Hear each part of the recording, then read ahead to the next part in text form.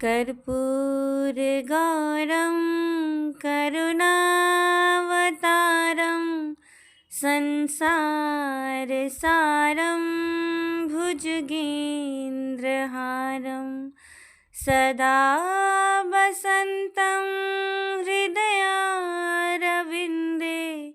भवं भवानी सहितं नमामि। मन्दारमालं कुलितलिकाय कपालमालाश्रितशेखर्य दिव्यं वरया च दिगम्बराय नमः शिवाय च नमः शिवाय। जय श्री राधे। हरे कृष्णा। आज दिनांक 24 नवंबर दिन सोमवार है और आज है मार्गशीर्ष मास के शुक्ल पक्ष की चतुर्थी तिथि, जो कि आज 9:22 पर समाप्त हो जाएगी और इसके बाद पंचमी तिथि प्रारंभ हो जाएगी। आज सूर्योदय होगा सुबह 6:47 पर और सूर्यास्त होगा शाम 5:25 पर। ब्रह्म मुहूर्त का समय रहेगा आज सुबह 5 बजे से 5:53 तक और आज भद्रा काल का समय रहेगा सुबह 8:25 से 9:22 तक। और आज भद्रा का वास पाताल लोक में रहने के कारण ये भद्रा किसी भी शुभ कार्य के लिए अशुभ नहीं रहेगी। राहु काल रहेगा सुबह 8:07 से 9:26 तक। आज आप श्रवण करेंगे मार्गशीर्ष मास महात्म्य का 19वां अध्याय। लेकिन क्योंकि आज सोमवार है तो सबसे पहले हम भोलेनाथ का एक सुंदर सी कथा सुनेंगे। एक बार भगवान शंकर और माता पार्वती 7 पद यात्रा पर संसार के भ्रमण के लिए निकले। संसार में अनेक स्थानों पर घूमने के बाद एक बार माता पार्वती थक गईं और उन्होंने महादेव से थोड़ी देर विश्राम करने के लिए कहा। भगवान शिव ने विश्राम करने के लिए हामी भर दी और फिर वे दोनों एक बड़े से पीपल के पेड़ की छांव में बैठ गए। थोड़ी ही देर बाद महादेव अपनी करवट बदलकर लेट गए, लेकिन माता पार्वती की नजरें उन चींटियों की कतार पर टिकी हुई थी जो एक जगह से दूसरी जगह पर रेंगती हुई जा रही थी। चींटियों के बीच रास्ते में एक रेंगने वाला कीड़ा था जिसे वे चींटियां लगातार चलते हुए काट रही थी। वो कीड़ा अपनी रक्षा करने में असमर्थ था क्योंकि चींटियां बहुत सारी थी और कीड़े को भी चींटियों के काटने से अत्यधिक पीड़ा हो रही थी। वो अपनी रक्षा करने के लिए छटपटा रहा था। माता आदि शक्ति ये दृश्य देखकर दुखी होने लगी। माता कैसे भी करके उस कीड़े की पीड़ा मिटाना चाहती थी, लेकिन खुद ऐसा करने में असमर्थ थी। तो माता ने कीड़े को इस समस्या से मुक्ति दिलाने के लिए भगवान शिव से प्रार्थना की। भगवान शिव ने जब खड़े होकर उस कीड़े को देखा तो उन्होंने माता को समझाया कि आप इस पर ध्यान मत दो, ये किसी पीड़ा में नहीं है बल्कि अपने कर्मों का ही फल भोग रहा है। लेकिन माता आदि शक्ति अपने कोमल हृदय से इस कठोर और पीड़ादायी दृश्य को देखकर बहुत दुखी हो रही थी। उन्होंने फिर से भगवान से प्रार्थना की कि आप उस कीड़े का पीड़ा मिटा दीजिए, लेकिन भगवान शिव ने उन्हें फिर समझाते हुए कहा कि आप इस पर ध्यान मत दो, क्योंकि ये अपने कर्मों का फल ही तो भोग रहा है और हर किसी को अपने कर्मों का फल तो भोगना ही पड़ता है। महादेव ने इस समस्या से मुक्ति दिलाने के लिए माता पार्वती जी से वहां से कहीं दूसरे स्थान पर चलने के लिए कहा ताकि उनका ध्यान वहां से हट सके। लेकिन माता हट पकड़कर बैठी हुई थी। वो कहने लगी, प्रभु, जब तक आप इस कीड़े की पीड़ा ना मिटाएंगे तब तक मैं यहाँ से कहीं नहीं जाऊंगी। अब भगवान शिव को माता की हट के आगे मजबूर होकर उस कीड़े की पीड़ा मिटानी पड़ी। भगवान शिव बोले, ठीक है देवी, मैं इसका कष्ट तो दूर कर रहा हूँ, लेकिन अगर बाद में ये कुछ गड़बड़ करे तो तुम मुझे उसका दोष मत देना। भोलेनाथ की ये बात सुनकर माता कहने लगी, ठीक है प्रभु, पहले आप इसका कष्ट तो मिटाइए। फिर भगवान ने अपनी शक्तियों से उस कीड़े को राजा और चींटियों को उसकी प्रजा बना दी और एक बहुत ही सुंदर नगरी भी बना दिया जिसमें राजा का आलीशान महल भी था। अब यहाँ से उस राजा की वास्तविकता शुरू हो गई, जिस कारण उसे कीड़े के रूप में पीड़ा मिल रही थी। अब जब सब कुछ बनकर तैयार हो गया, तब भगवान शिव ने राजा से, जो पहले जन्म में कीड़ा था, उससे कहा कि भाई अब तू अपना राजपाट संभाल, हम यहाँ से चलते हैं। लेकिन राजा अपने व्यवहार से बड़ा ही घमंडी था और एक चरित्रहीन भी था। वो माता पार्वती की सुंदरता पर मोहित हो गया और मोहित होकर उनका ही हाथ पकड़ लिया और भगवान से कहने लगा कि तू तो एक योगी है, वन वन भटकने वाला एक साधारण सा ब्राह्मण, भला तेरे साथ ये सुंदर स्त्री कैसे रह सकती है? अरे, इसकी जगह तो मेरे महल में है, जिसे मैं अपनी रानी बनाऊंगा। इतनी सुंदर स्त्री तो एक राजा की रानी ही बन सकती है, ना कि तुम्हारे जैसे एक साधारण योगी की, जिसे ना अपने आज का पता है और ना ही अपने कल का। अब तू मेरी बात सुन और यहाँ से चुपचाप चला जा, ये तो मेरी रानी बनेगी। तब भगवान ने उस राजा को, जो अपने पूर्व जन्म में कीड़ा था, समझाने का बहुत प्रयास किया। भगवान बोले, ये मेरी पत्नी है, तू अपना राजपाट संभाल, तुझे तो हजारों रूपमती मिल जाएंगी। भगवान शिव ने उसे समझाने का बहुत प्रयास किया, लेकिन वो राजा था कि अपनी ही जिद पर अड़ा हुआ था। तब भगवान शिव कहने लगे, ठीक है, तुम इसे अपनी रानी बना लो, मैं तो चलता हूँ। भगवान की ये बात सुनते ही माता पार्वती भगवान शिव के चरणों में गिर पड़ी और बोली, हे स्वामी, आप मुझे इस दुविधा में छोड़कर अकेले कैसे जा सकते हैं? तब भगवान शिव बोले, देवी, मैंने तो तुमसे पहले ही कहा था कि मैं इसका कष्ट तो मिटा दूंगा, लेकिन बाद में अगर कुछ गड़बड़ करता है ये, तो तुम मुझे इसका दोष मत देना। माता बोली, हे नाथ, मुझे क्षमा कीजिए, मैं कर्म के सिद्धांत को पहचान न सकी, लेकिन अब मैं समझ गई हूँ कि ये घमंडी और चरित्रहीन मानव अपने पिछले जन्म के ही किसी कर्म का फल भोग रहा था। इस क्रूर मानव ने अवश्य ही अपने जीवन में अनंत पाप किए होंगे, जिसका दंड इसे आज इस कीड़े के रूप में भुगतना पड़ रहा है। अब भगवान शिव प्रसन्न हुए कि चाहे देवी पार्वती ने हट करके ही इसका कष्ट मिटाना चाहा, लेकिन अब वो कर्म के सिद्धांत को पहचान चुकी थी। फिर भगवान ने अपनी शक्तियों से सारी परिस्थितियां पहले जैसी ही कर दी। राजा को वही पहले की तरह कीड़ा और प्रजा को पहले की तरह चींटियां बनाकर उसके कर्म सिद्धांत को उसके हाल पर छोड़ दिया। अब माता भी प्रसन्न होकर भगवान के साथ अपने भ्रमण पर पुनः निकल पड़ी।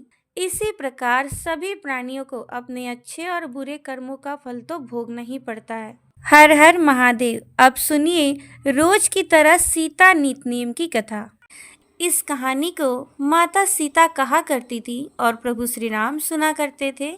एक दिन प्रभु श्री राम को किसी काम से बाहर जाना पड़ा, तो माता सीता कहने लगी, हे प्रभु, मेरा तो 12 वर्ष का नितनेम है, अब आप बाहर जाएंगे तो मैं अपनी कहानी किसे सुनाऊंगी? तब श्री राम ने कहा, सीते, आप कुएं की पाल पर जाकर बैठ जाना और वहाँ पर जो भी औरतें पानी भरने के लिए आएंगी, उन्हें ही आप अपनी कहानी सुना दिया करना। माता सीता कुएं की पाल पर जाकर बैठ गई। तभी एक स्त्री आई। उसने रेशम की जरी की साड़ी पहन रखी थी और सोने का घड़ा ले रखा था। सीता माता उसे देखकर कहने लगी, बहन, मेरा 12 वर्ष का नितनेम सुन लो। पर वो स्त्री बोली कि मैं तुम्हारा नितनेम सुनूंगी तो मुझे घर जाने में देर हो जाएगी और मेरी सास मुझसे लड़ने लगेगी। और ये कहकर वो चली गई। उसने कहानी नहीं सुनी।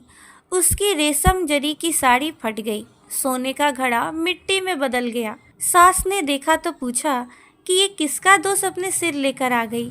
बहू ने कहा कि कुएं पर एक औरत बैठी थी, उसने कहानी सुनने के लिए कहा, लेकिन मैंने सुनी नहीं, शायद ये उसी का फल है। बहू की बात सुनकर अगले दिन सास वही साड़ी और घड़ा लेकर कुएं के पाल पर गई। सास को वही माता सीता बैठी मिली तो माता सीता ने कहा कि बहन, मेरी कहानी सुन लो।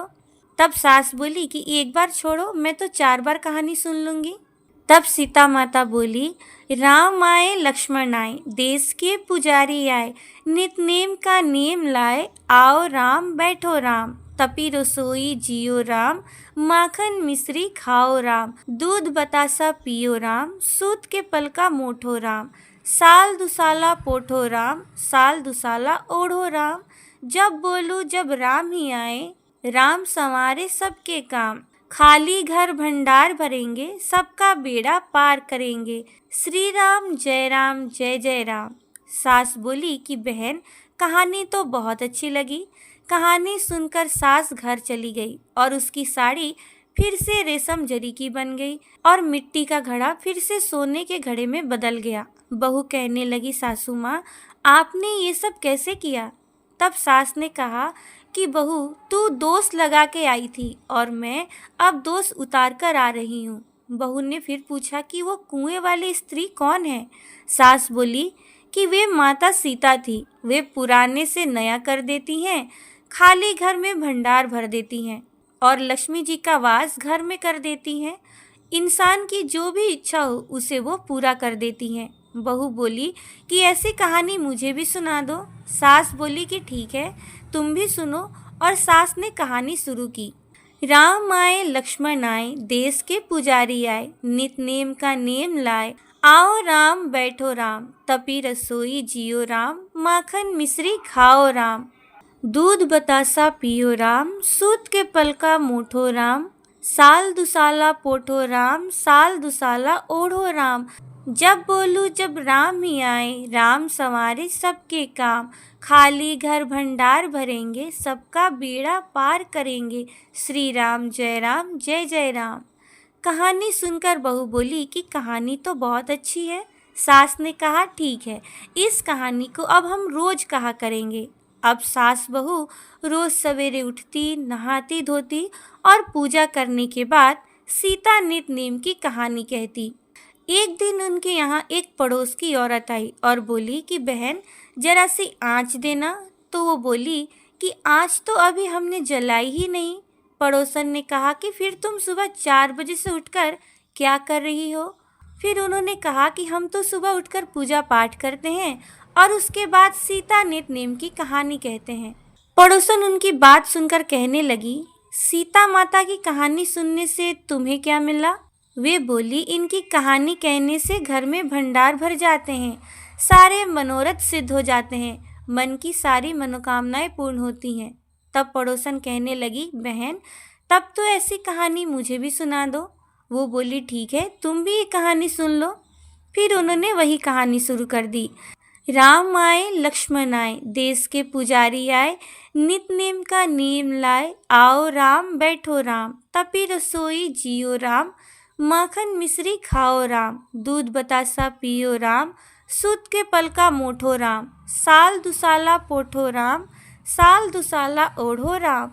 जब बोलू जब राम ही आए, राम संवारे सबके काम, खाली घर भंडार भरेंगे, सबका बेड़ा पार करेंगे। श्री राम जय जय राम।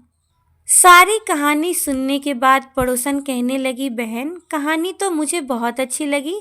अब वो पड़ोसन भी सीता नित नेम की कहानी कहने लगी। कहानी कहने से माता सीता ने पड़ोसन के भी भंडार भर दिए। अब तो पूरे मोहल्ले में सीता नित नेम की कथा चल पड़ी। हर किसी की मनोकामनाएं माता सीता पूर्ण करने लगी। हे सीता माता, जैसे आपने उनके भंडार भरे, वैसे ही कहानी कहने और सुनने वालों के भी भंडार भरना। प्रेम से बोलिए माता सीता की जय। अब सुनिए मार्गशीर्ष मास महात्म्य का 19वां अध्याय। कल के अध्याय में आपने जाना था कि राजा परीक्षित राजा वज्रनाभ से मिलने गए। वज्रनाभ की समस्या सुनने के बाद राजा परीक्षित ने महर्षि सांडिल्य को बुलवाया। सांडिल्य मुनि ने आके जो कुछ कहा, अब वो आज के अध्याय में आप सुनेंगे। सांडिल्य जी ने कहा, प्रिय परीक्षित और वज्रनाभ, मैं तुम लोगों से वज्र भूमि का रहस्य बतलाता हूँ, तुम एकाग्र होकर सुनो। व्रज शब्द का अर्थ है व्याप्ति। व्यापक होने के कारण ही इस भूमि का नाम व्रज पड़ा है। सत्व रज तम, इन 3 गुणों से अतीत जो परब्रह्म है वही व्यापक हैं, इसलिए उसे व्रज कहते हैं। वो सदानंद स्वरूप परम ज्योतिर्मय और अविनाशी है। जीवन मुक्त पुरुष उसी में स्थित रहते हैं। इस परब्रह्म स्वरूप ब्रजधाम में नंद नंदन भगवान श्री कृष्ण का निवास है। उनका एक एक अंग सजदानंद स्वरूप है। वे आप्त काम हैं, प्रेम रस में डूबे हुए रसिक जन ही उनका अनुभव करते हैं। काम शब्द का अर्थ है कामना, अभिलाषा। ब्रज में भगवान श्री कृष्ण के वांछित पदार्थ हैं गौएं, ग्वाल बाल, गोपियां और उनके साथ लीला विहार आदि। वे सब के सब यहाँ नित्य प्राप्त हैं। इसी से श्री कृष्ण को आप्त काम कहा गया है। भगवान श्री कृष्ण की ये रहस्य लीला प्रकृति से परे है। वे जिस समय प्रकृति के साथ खेलने लगते हैं उस समय दूसरे लोग भी उनकी लीला का अनुभव करते हैं। प्रकृति के साथ होने वाली लीला में ही रजोगुण, सत्वगुण और तमोगुण के द्वारा सृष्टि, स्थिति और प्रलय की प्रतीति होती है। इस प्रकार ये निश्चय होता है कि भगवान की लीला दो प्रकार की है, एक वास्तविक और दूसरी व्यवहार की। वास्तविक लीला स्वसंवेद्य है, उसे स्वयं भगवान और उनके रसिक भक्तजन ही जानते हैं। जीवों के सामने जो लीला होती है वो व्यवहार की लीला है। वास्तविक लीला के बिना व्यवहार की लीला नहीं हो सकती, परंतु व्यवहार की लीला का वास्तविक लीला के राज्य में कभी प्रवेश नहीं हो सकता। तुम दोनों भगवान की जिस लीला को देख रहे हो ये व्यवहार की लीला है। ये पृथ्वी और स्वर्ग आदि लोग इसी लीला के अंतर्गत हैं। इसी पृथ्वी पर ये मथुरा मंडल है। यही वो ब्रज भूमि है जिसमें भगवान की वो वास्तविक रहस्य लीला गुप्त रूप से सदा होती रहती है। वो कभी कभी प्रेम पूर्ण हृदय वाले रसिक भक्तों को सब और दिखने लगती है। कभी 28वें द्वापर के अंत में जब भगवान की रहस्य लीला के अधिकारी भक्तजन यहाँ एकत्र होते हैं, जैसा कि इस समय भी कुछ काल पहले हुए थे, उस समय भगवान अपने अंतरंग प्रेमियों के साथ अवतार लेते हैं। उनके अवतार का ये प्रयोजन होता है कि रहस्य लीला के अधिकारी भक्तजन भी अंतरंग परिकरों के साथ सम्मिलित होकर लीला का रसास्वादन कर सके। इस प्रकार जब भगवान अवतार ग्रहण करते हैं उस समय भगवान के अभिमत प्रेमी देवता और ऋषि आदि भी सब और अवतार लेते हैं। अभी अभी जो अवतार हुआ था उसमें भगवान अपने सभी प्रेमियों की अभिलाषाएं पूर्ण करके अब अंतर ध्यान हो चुके हैं। इससे ये निश्चय हुआ कि यहाँ पहले 3 प्रकार के भक्तजन उपस्थित थे। ऐसा मानने में तनिक भी संदेह के लिए कोई गुंजाइश नहीं है। उन तीनों में प्रथम तो उनकी श्रेणी है जो भगवान के नित्य अंतरंग पार्षद हैं, जिनका भगवान से कभी वियोग होता ही नहीं।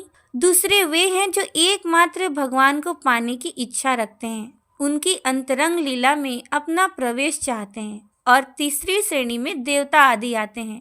इनमें से जो देवता आदि के अंश से अवतीर्ण हुए थे उन्हें भगवान ने ब्रजभूमि से हटाकर पहले ही द्वारका पहुंचा दिया था। फिर जब ब्राह्मणों के शाप से यदुवंश का संहार करने के लिए शाम के पेट से मुसल प्रकट हुआ और उस मुसल के चूरे से प्रभास क्षेत्र में एरका नाम की घास उत्पन्न हुई, उस समय परस्पर कला होने पर सभी यदुवंशी उन एरकाओं से एक दूसरे को मारकर मर गए। इस प्रकार भगवान ने उस मुसल के मार्ग से यदुकुल में उत्पन्न हुए देवताओं को स्वर्ग में भेजकर पुनः अपने अपने अधिकार पर स्थापित कर दिया तथा जिन्हें एकमात्र भगवान को ही पाने की इच्छा थी उन्हें प्रेमानंद स्वरूप बनाकर श्री कृष्ण ने सदा के लिए अपने नित्य अंतरंग पार्षदों में सम्मिलित कर लिया। जो गुप्त पार्षद हैं वे यद्यपि यहाँ गुप्त रूप से होने वाली नित्य लीला में सदा ही रहते हैं, परंतु जो उनके दर्शन के अधिकारी नहीं हैं ऐसे पुरुषों के लिए वे भी अदृश्य हो गए हैं। जो लोग व्यवहारिक लीला में स्थित हैं वे नित्य लीला का दर्शन पाने के अधिकारी नहीं हैं। इसीलिए यहाँ आने वालों को सब और निर्जन वन सुना ही सुना दिखाई देता है, क्योंकि वे वास्तविक लीला में स्थित भक्तजनों को देख नहीं सकते। अब इसके आगे का अध्याय अब कल की वीडियो में श्रवण करेंगे। अब सुनिए श्री कृष्णाष्टकम का हिंदी अनुवाद। ब्रजभूमि के एकमात्र भूषण श्रृंगार, समस्त पापों को नष्ट करने वाले तथा अपने भक्तों के चित्त को आनंद प्रदान करने वाले नंद नंदन को मैं सदैव भजता हूँ, जिनके मस्तक पर मोर मुकुट है, हाथों में सुमधुर बांसुरी है तथा जो प्रेम रस की तरंगों के सागर हैं। उन नटनागर श्री कृष्ण चंद्र को मैं नमस्कार करता हूँ। कामदेव के गर्व का नाश करने वाले, बड़े बड़े सुंदर चंचल नेत्रों वाले तथा ब्रज गोपों का शोक हरने वाले कमल नयन भगवान श्री कृष्ण को मेरा नमस्कार है, जिन्होंने अपने कर कमलों पर गिरिराज को धारण किया था तथा जिनकी मुस्कान और चितवन अति मनोहर है। देवराज इंद्र का मान मर्दन करने वाले गजराज के सदृश मत श्री कृष्ण चंद्र को मैं नमस्कार करता हूँ, जिनके कानों में कदम पुष्पों के कुंडल हैं, जिनके अत्यंत सुंदर कपोल हैं तथा ब्रजबालाओं के जो एकमात्र प्राणाधार हैं, ऐसे दुर्लभ केवल प्रेमा भक्ति के द्वारा ही प्राप्त किए जाने वाले भगवान श्री कृष्ण को मैं नमस्कार करता हूँ, जो गोपगण और नंद बाबा के सहित अति प्रसन्न यशोदा मैया से युक्त हैं और एकमात्र आनंद देने वाले हैं। उन गोप नायक भगवान श्री कृष्ण को मैं नमस्कार करता हूँ, जिन्होंने मेरे मन रूपी सरोवर में अपने चरण कमलों को स्थापित कर रखा है।